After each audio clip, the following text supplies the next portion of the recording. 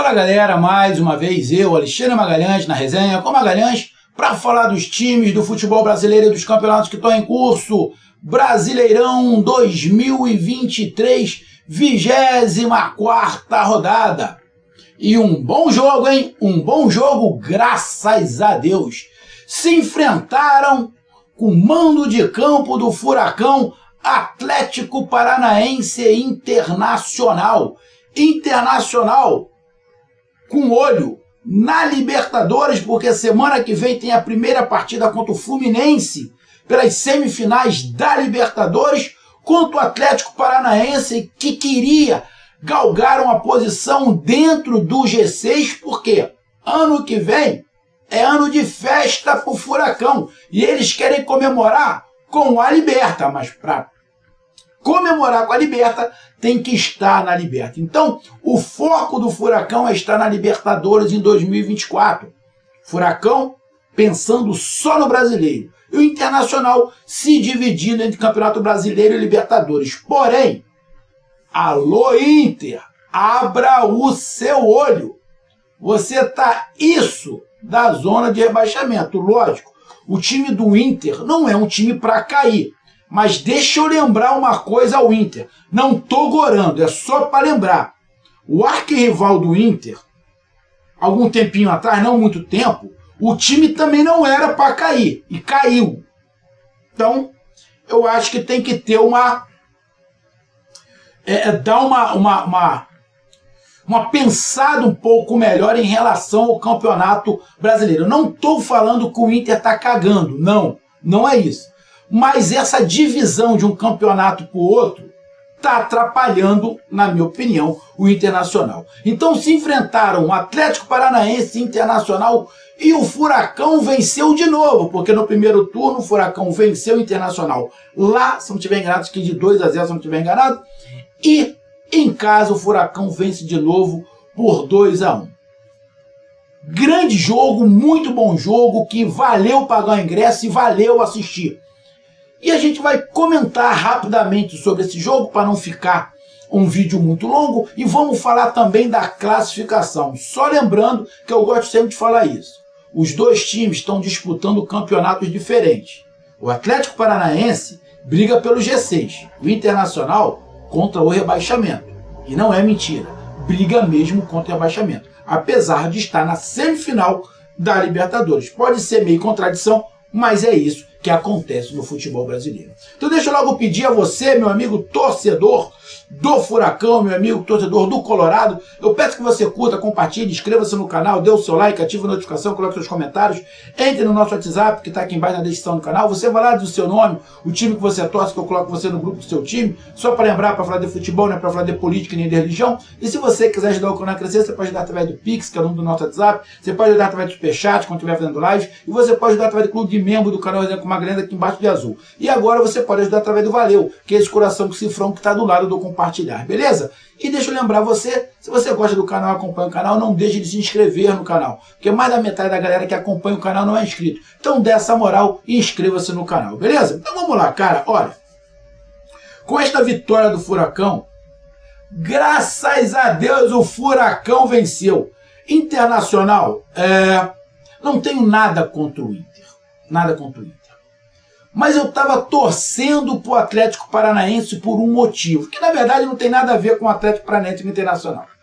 Tem a ver com outro time, que na minha opinião não tinha que figurar entre os 6 primeiros e estava ali sem merecer. Então, o Fluminense tinha que ganhar e ganhou. E eu falei, o Atlético Paranaense tem que vencer também. E por que eu falei isso? Porque tinha um time entre os 6 primeiros que não merece estar ali, não merece estar na Libertadores de 2024. Todo mundo sabe qual é o time. É o Flamengo. O Flamengo não merece estar entre os 6 primeiros. Então, para isso acontecer, o Furacão tinha que vencer, o Fluminense venceu. E graças a Deus o Fluminense e o Atlético Paranaense venceram. Nada contra o Internacional, nada contra.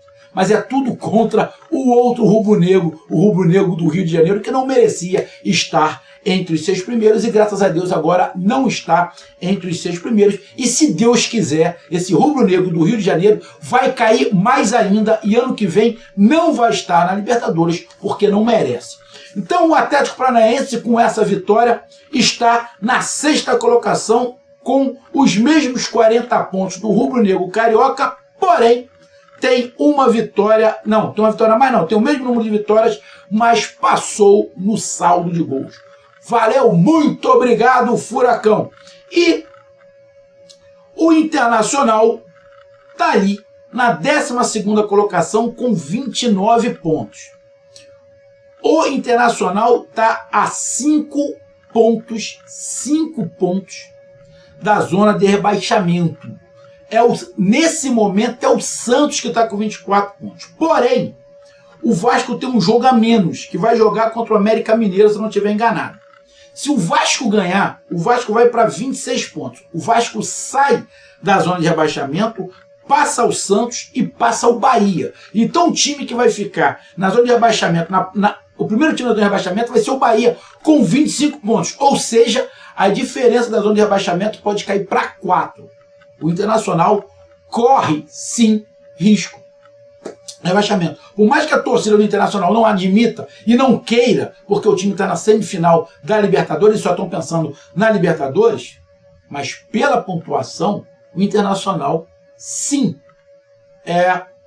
está disputando a briga contra o rebaixamento. É lógico que eu imagino que, passando essa fase aí de semifinal da Libertadores, e eu não sei quando é a final, acho que a final da Libertadores é em novembro, se não estiver enganado, o Internacional vai poder se dedicar só ao Campeonato Brasileiro. Aí eu acho que ele vai dar uma deslanchada, vai fazer ponto para sair dessa situação. Mas nesse momento o Internacional briga contra o rebaixamento, sim. Bom, e o jogo? Meu irmão, bom jogo, gostei, graças a Deus, vi um jogo bom, não vi o jogo do Vasco contra o Coxa, o arquirrival do Atlético Paranaense, mas eu vou ver depois essa goleada que o Vasco aplicou no Curitiba. O Vasco é outro time que está subindo e, pelo que eu vi rapidamente a galera comentando, o Vasco fez uma grande partida e está brigando também contra o rebaixamento. Mas o jogo, o Atlético Paranaense Internacional, foi um bom jogo, é um jogo corrido, vi o jogo todo pela TNT, que é muito melhor você ver pela TNT, porque eu não vejo ali muito bairrismo, tá? Já acompanhei alguns jogos que até tinha, mas eu não vejo muito bairrismo ali. Eu vejo uns comentários mais isentos. Os caras tentam não puxar muito para um lado pelo outro. Pelo menos é essa a impressão que eu tenho. Cara, um jogo corrido, bem jogado. Lógico, o Internacional estava com um time meio misturado, meio reserva, meio titular, que é compreensível, porque tem um jogo contra o Fluminense na metade da semana. Se o Furacão não tivesse sido eliminado, talvez fizesse a mesma coisa, fosse colocar um time meio a meio.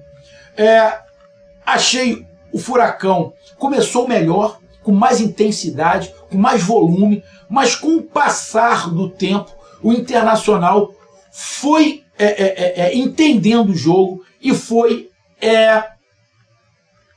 colocando o jogo dentro de um panorama aonde o Furacão ficou em situação complicada.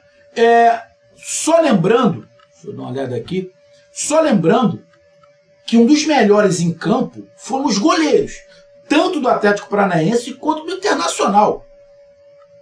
Será que o Bento, quando se recuperar, volta a ser titular?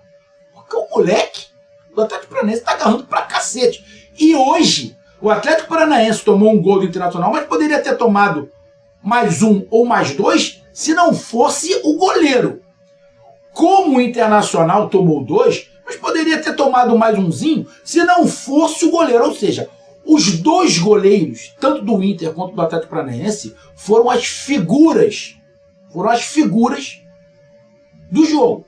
Tivemos bola na trave também, né, que poderia, do Atlético Paranaense teve 2, uma cabeçada do zagueiro e uma bola do Canóbio, né, no segundo tempo, as duas no segundo tempo. Então o primeiro tempo, eu achei um primeiro tempo bem nivelado. Tinha metade do jogo no início. Do início até os 20 e poucos minutos, até o Atlético Paranaense fazer o gol, tinha o Atlético Paranaense melhor.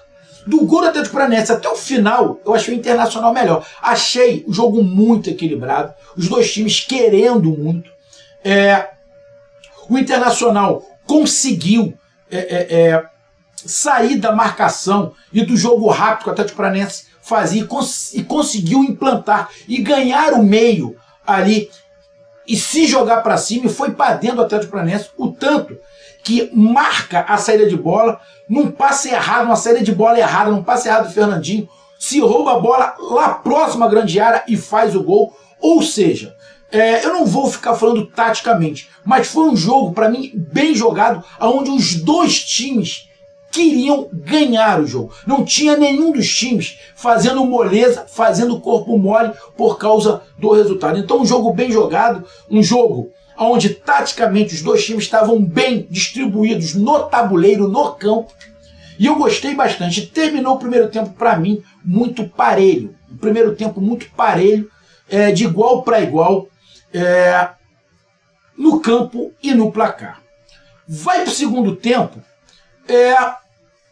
O segundo tempo, cara, também achei parelho, mas o Atlético Paranaense teve mais chances e sentiu um determinado momento do jogo, igual aconteceu no primeiro tempo, que a impressão que eu tive que o Internacional estava mais próximo de virar o jogo do que o Atlético Paranaense.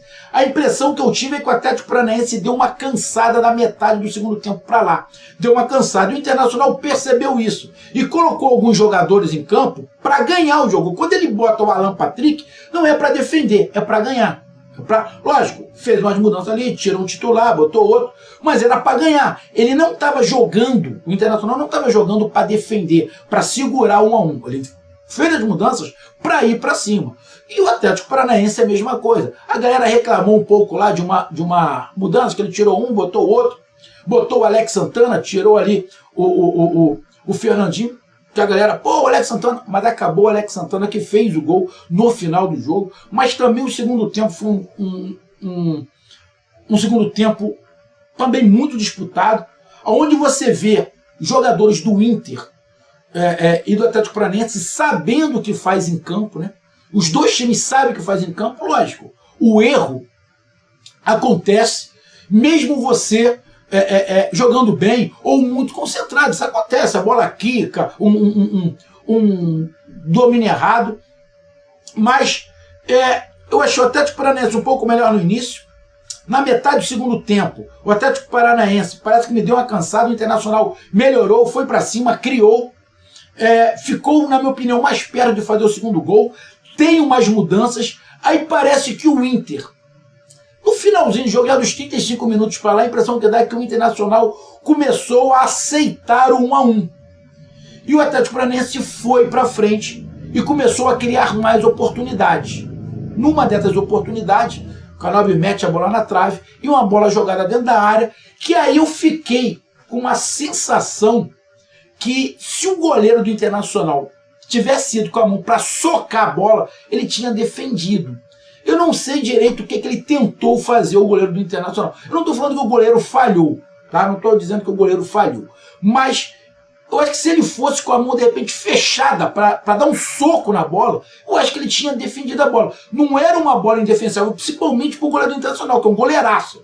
Então, eu não sei se ele falhou, cara, mas eu acho que dava para ele ter defendido a cabeçada do Alex Santana. Porém, melhor para o Furacão, que ele não defendeu e acabou fazendo o gol. Já estava aos 45 minutos do segundo tempo. Então achei um jogo muito bem disputado, tática, tecnicamente, individualmente, alguns jogadores indo muito bem, tanto de um lado quanto do outro.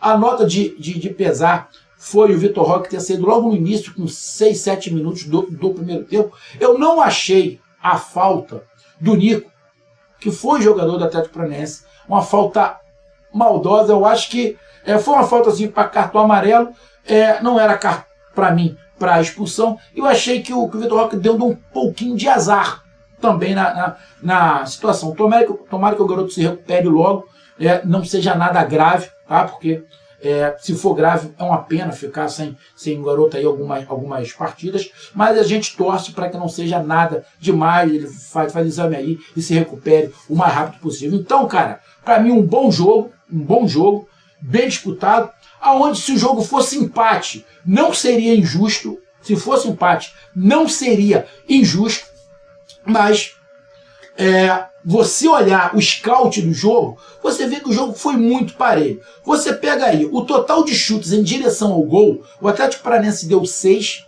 e o Internacional deu 4. Você pega a posse de bola foi um pouquinho maior do Internacional do que do Furacão. Chute ao total, o Atlético Paranaense deu 15, o Internacional deu 13. Ou seja, muito parelho. Passes certos. O Internacional acertou um pouco mais de passos do que o Atlético Paranaense. Número de faltas também ficou parelhos ali, cartão. Ou seja, o jogo foi muito nivelado e, na minha opinião, nivelado para cima. E o Atlético Paranaense foi mais feliz que o Internacional nas suas finalizações e acabou vencendo. Então, não foi injusto a vitória do Furacão. Mas se desse empate, também não poderia falar que foi injusto, porque o goleiro do Atlético Paranaense também fez grandes defesas. Porém, pelo outro lado, o do Internacional também fez grandes defesas e teve 2 bolas na trave do Internacional. Então não pode se falar que foi injusto. Mas, bom jogo, boa disputa entre Atlético Paranaense e Internacional. Graças a Deus, praticaram um bom futebol para esse amigo que eu vos falo. Um grande abraço, até mais, valeu, tamo junto, fui!